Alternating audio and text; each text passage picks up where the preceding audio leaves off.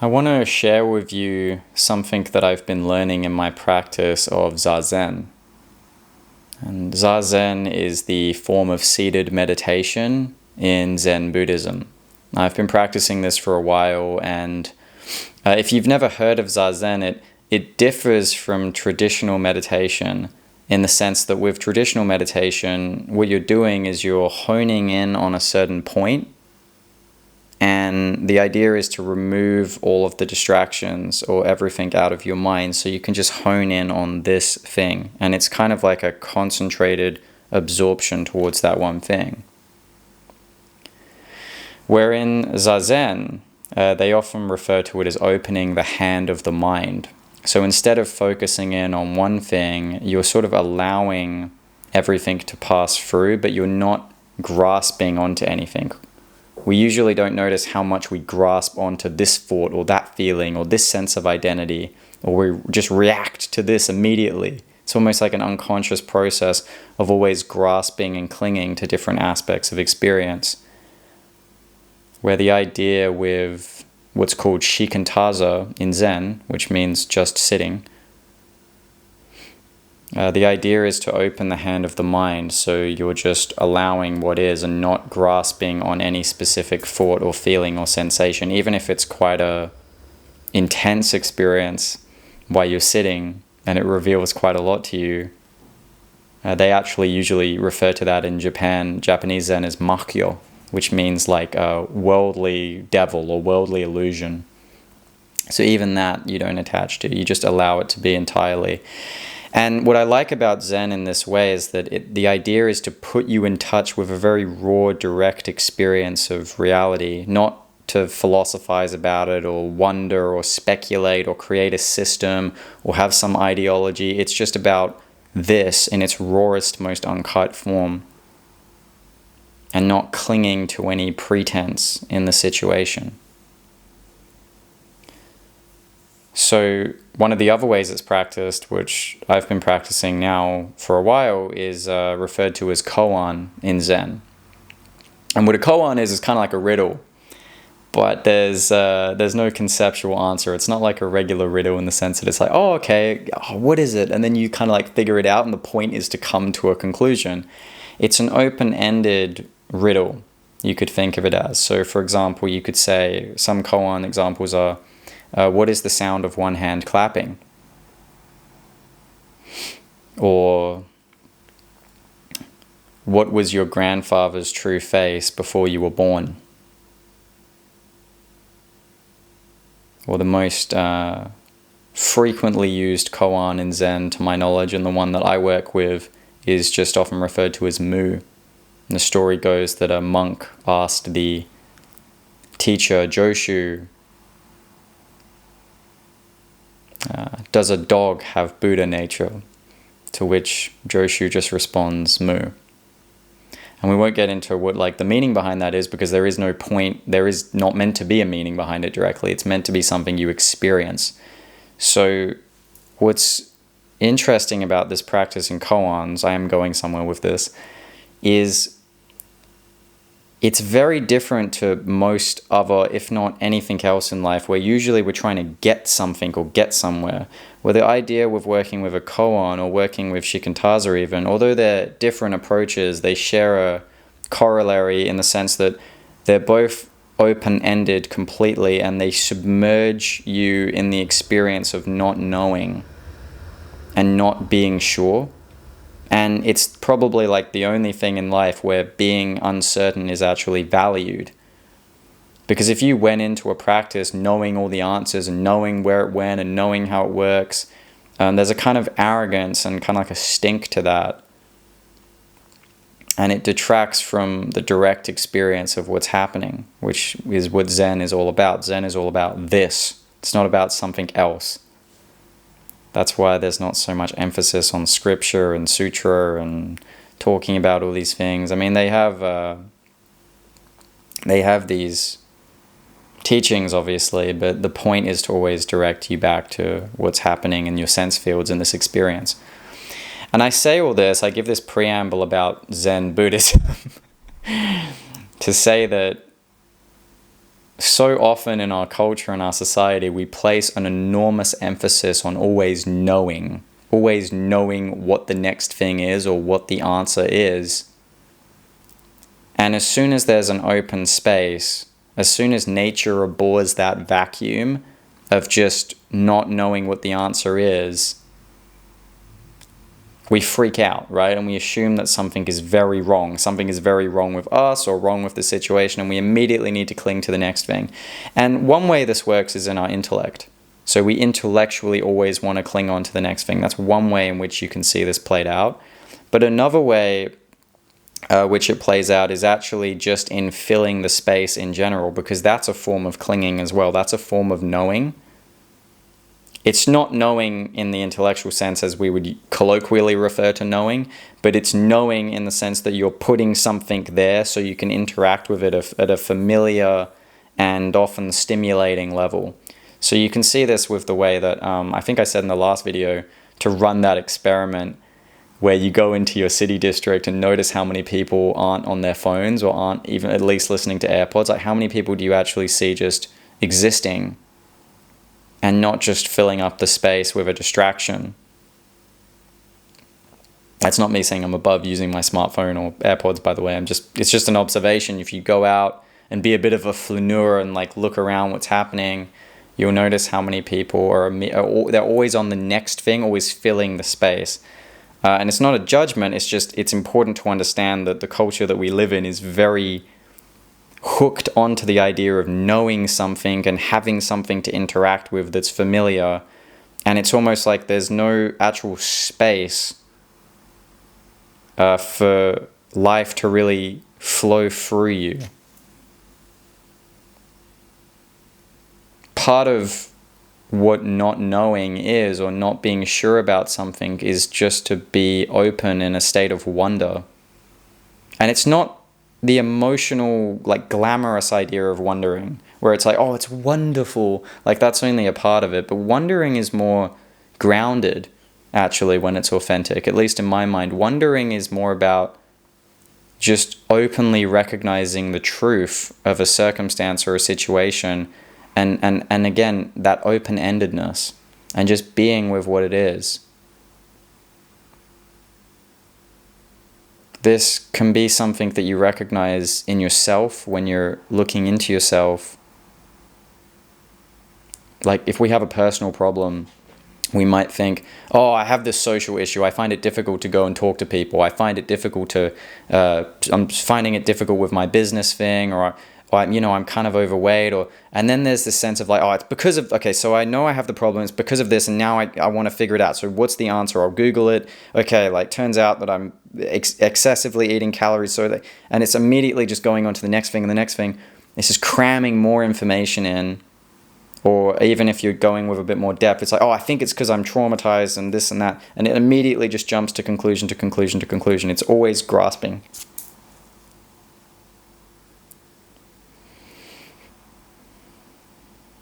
What would it be like actually just to be honest about the fact that it's like, okay, I'm struggling with this thing.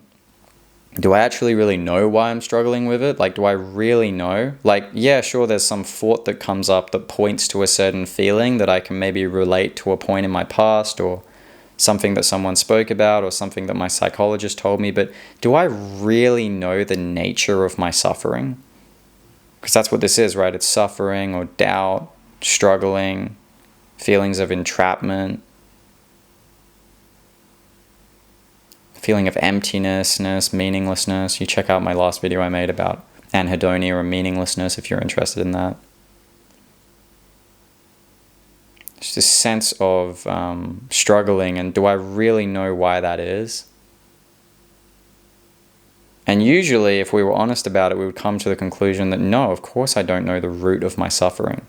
How would I, just as a regular human, know the root of my own suffering? And so that leaves you with only one option. If you're really authentic, it's just to sit in that not knowing and to be open to it, and just to embrace the experience of not being sure. There's something that's very enriching and very freeing sometimes in just being open, not really knowing. You know, like sometimes when you have an argument with someone and it gets to the point where like they're putting pressure on you, or like the business situation is putting pressure on you or something, and you eventually, sometimes you're just like, I just don't know. I don't fucking know. That's the truth. I don't know. I don't know what to tell you. And if you say that authentically, and it's not just like some plea to end the conversation, but if you say that authentically, there's like a release in the tension between the two of you sometimes. And sometimes people respect that when you say to them, like, I don't know, because at least it's like honest, and people can feel that honesty in you. And more importantly, you can feel that honesty in yourself, that sense of just like, I don't really know what it is. What something like practicing Zen, it doesn't have to be Zen. There's nothing special about Zen Buddhism. It's just a personal thing that I've learned this from. But what's good about a practice like Zen or something like that is that it entrains you to be in not knowing and to sit with the different layers of that. Like you go from discomfort to wonder to curiosity to confusion to a sense of odd certainty in your not knowing, because it's so real. Our culture doesn't usually value that at all. It completely ignores it, in fact. So yeah, this can be something that's really opening in yourself, but it can also be opening in the way that you approach your creative work. If you're an artist, or if you work in a creative field, just always knowing like the right principles and strategies to be a writer or a musician, or to film videos, or to whatever it is that you do, like I do one-on-one coaching with people, like that, just to always know like, oh, here's what coaching is and how to do it, make it work. And it's like, that's good at a very initial level to know what the principles are and to have some direction. But after that, you have to admit at some level that you are kind of in the bush with it. It's just you and that machete hacking through unconsciousness. You don't always need to know. You embrace the not knowing, and you're present with it, and you're honest with it. And again, an authenticity shines through that often ends up you creating something really beautiful, or impacting someone in a way that's really beneficial to them. Or maybe you a new sound comes out of it. It's like you always are willing to put on the white belt, because you know the white belt is the foundation. So this can be something that like that in creative work. It can definitely be the case in your relationships, and there's a lot of depth to this. I wouldn't be able to cover all of this in this video, but I'd like to make something about not knowing in intimate relationships especially. This can be huge, because when you meet new people, you're going to meet new people, or just actually even like with your friends, like platonic relationships as well. When you're with someone and you just pigeonhole them into a category, like if you go meet someone new and you're like, oh, this person's probably like that, it's so ignorant in a way, because even if your assessment may have a tinge of truth to it, you have no fucking idea what this person's like or what they've been through. And that assumption that you like layer over them, that pretense that you have about them, completely cuts you off from being able to look that person in the eyes and sense the essence of them, and be really present with them and interact with them as a unique part of humanity. And to feel that moving back. When you have that really deep, authentic connection with someone, in a way it feels like you kind of lose yourself in them. It can be a bit alarming sometimes almost. It's like, whoa, I feel like I'm like so present with you. I'm like really moving into you, and I can feel you moving into me. And it's like, yeah, because you're not holding on to something. You're not upholding or erecting. Boundaries are obviously important, so read between the lines in what I'm saying, but you're not constantly upholding some sense of who you need to be to them, or who they need to be to you. And you're just allowing that to flow through both of you. And if your mind's already coming up with answers of like, oh, well, Nathan, like, how does that work then? How do I do that? Like, notice again, it's that sense of like wanting the thing, but just sit with it.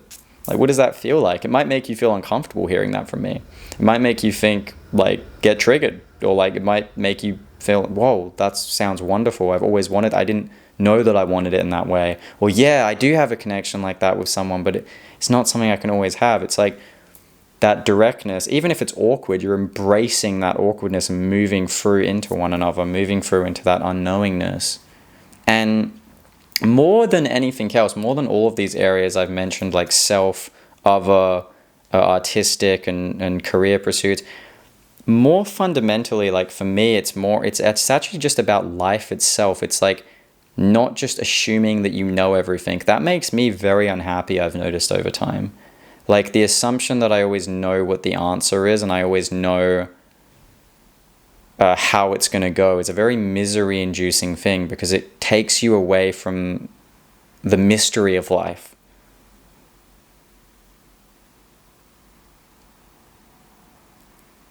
You start feeling so crystallized, like you're just this person and you're capable of this, but not capable of that. And I'm like this, but I'm not like that. You know, and I believe in this, and here's my political opinion, and oh yeah, well I'm an atheist actually, so I already know that there's no God, or like I'm religious and I know, like there's an identification with this sense of just like as if you could really possibly know.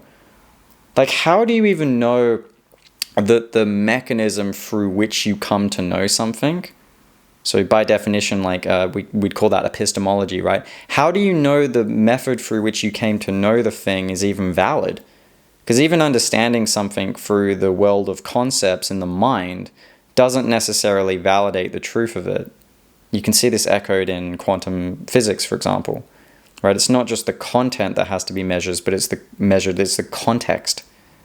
It's not just what's being measured, but it's the system of measurement. So even the system of thought that you use to think about something, you can't know with certainty that that's valid. And even if you thought you knew with certainty, that's a self-fulfilling blunder in the argument, but it's an epistemic blunder.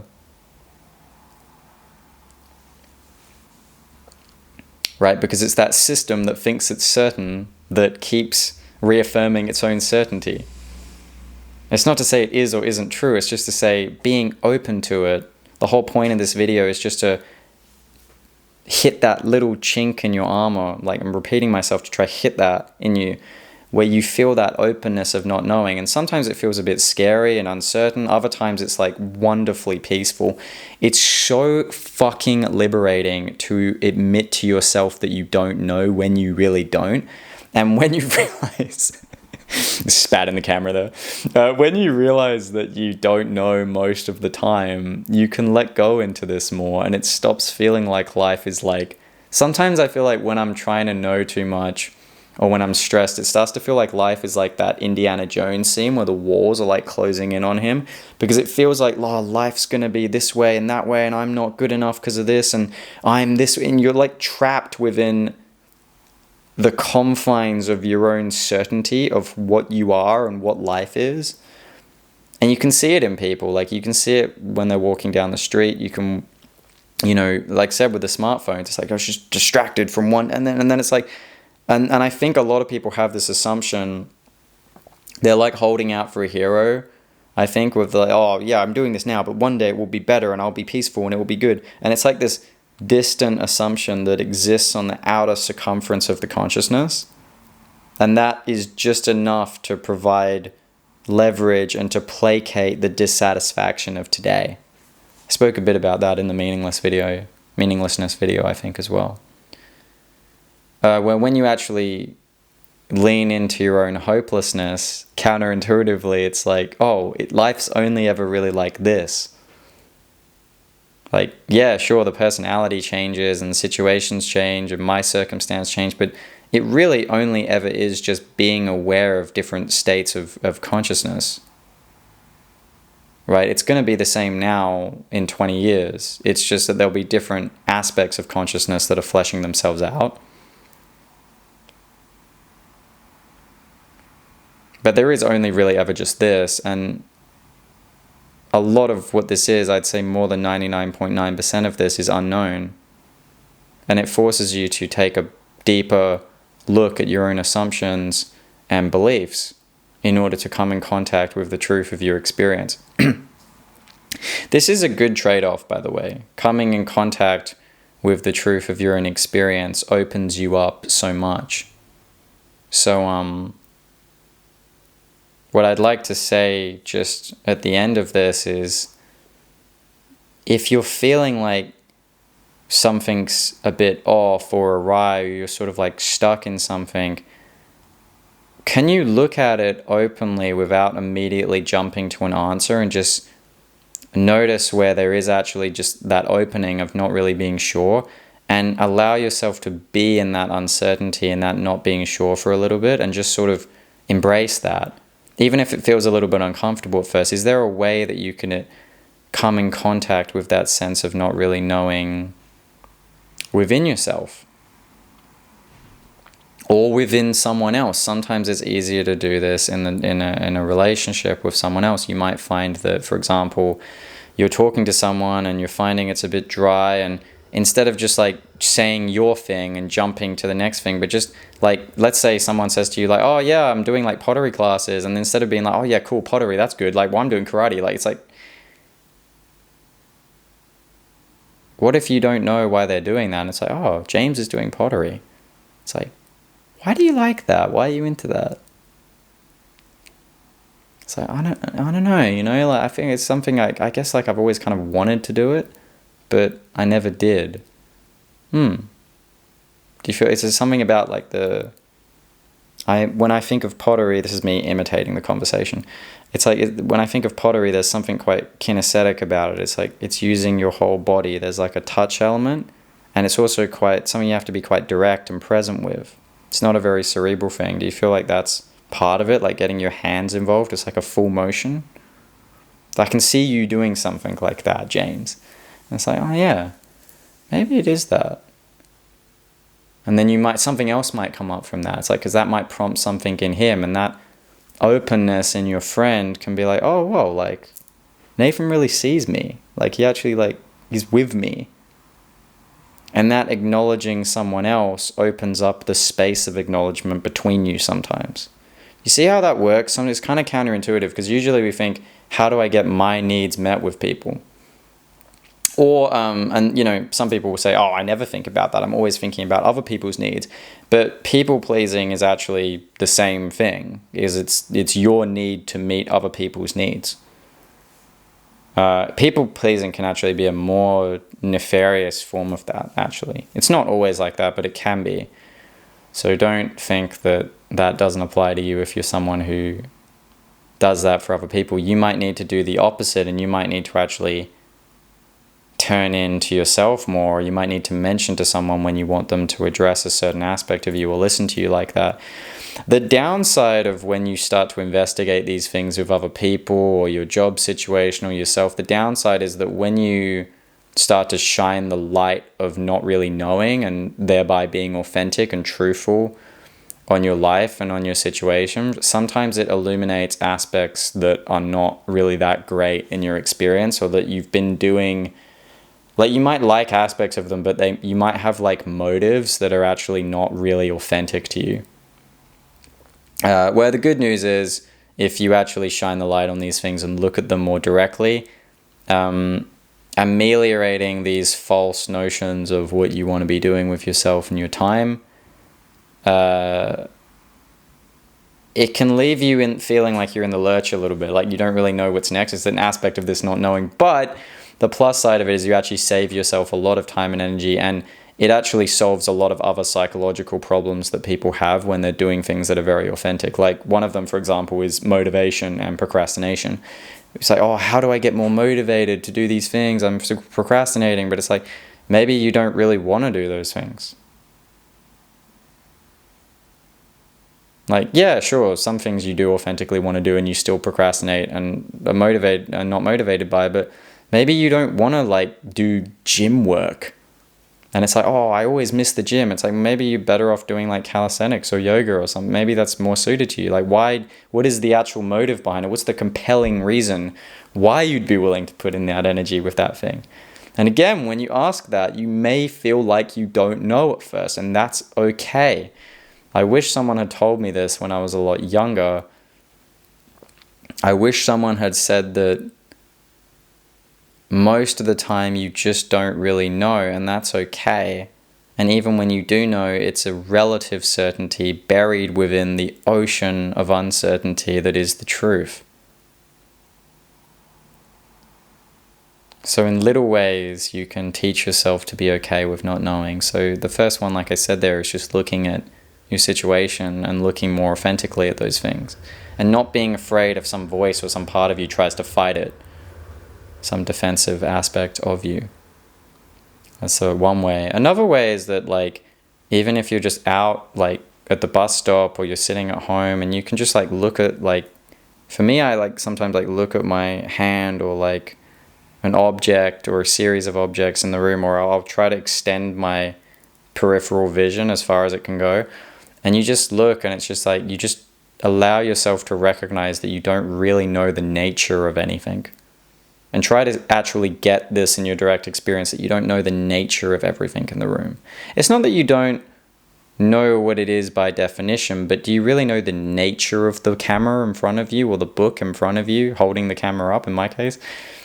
Do you really know the nature of the ring light that you're using? Like, yeah, you know aspects of where it comes from and what it can be used for and what it's composed of materially, but do you actually know what its nature is?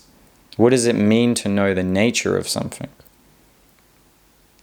And it starts to unclog the tap of curiosity and wonder that's been blocked for so many of us for so long. And just a drop of this honest, authentic wondering and curiosity is worth more than a liter of false pretense and misunderstanding, in my opinion. It's a very potent substance, to be truthful. So, yeah. And, get creative with it as well. Like, being open and okay with not really being sure about something. Like, even if... Another good one, like, I'll just finish off with this one, is like... This is just a specific one. Like, I sometimes have often found, like, I read a lot of books, and I'm really interested in psychology and philosophy. And particularly, like, a couple years ago as well, like, someone would say something, and sometimes I wouldn't really know how to respond, but I would, like, reference it to, like, what someone else had said. And I used to think I was pretty smart doing that. And I'm not saying it's bad, like, it's okay to do that. Like, I still will do that if there's a relevant point to be made. Like, oh, yeah, I noticed that Kierkegaard said blah, blah, blah. Or, yeah, when Jung spoke about this, he would say that people blah, blah, blah. And that's okay, like, if there's a relevant point. But I noticed there was, like, a hidden motive. I used to do it just to be like the guy who knew something. Because, again, there's that cultural value on being a knower.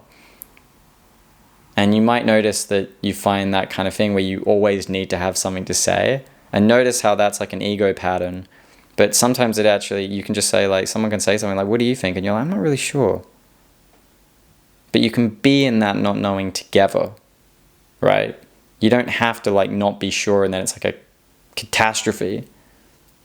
You're not really sure together. It's like, oh, I'm not really sure. Let's, like, sit with that. And it brings you very much into the present. Like, even in your mind, it brings you into, like, a present movement of thought and feeling and experience, which is a rare commodity in the modern world. So anyway, that's everything I've got for today. If you want to reach out to me for coaching, my email is down below. Thank you for donations and the lovely emails and new subscribers and all that. If you got value out of this and you can relate to anything I'm saying in the video and you haven't already, I appreciate you subscribing to the channel, liking the video, sharing this to anyone you feel like might get value out of it, and commenting for the algorithm. I hope you're having a beautiful day, and I will miss you a very near. Wish you a happy new year. It's the last day of the year today. When I'm recording this anyway, I'll probably release it a day later. But yeah, hope you're having a beautiful day, and I'll see you very soon. Bye-bye.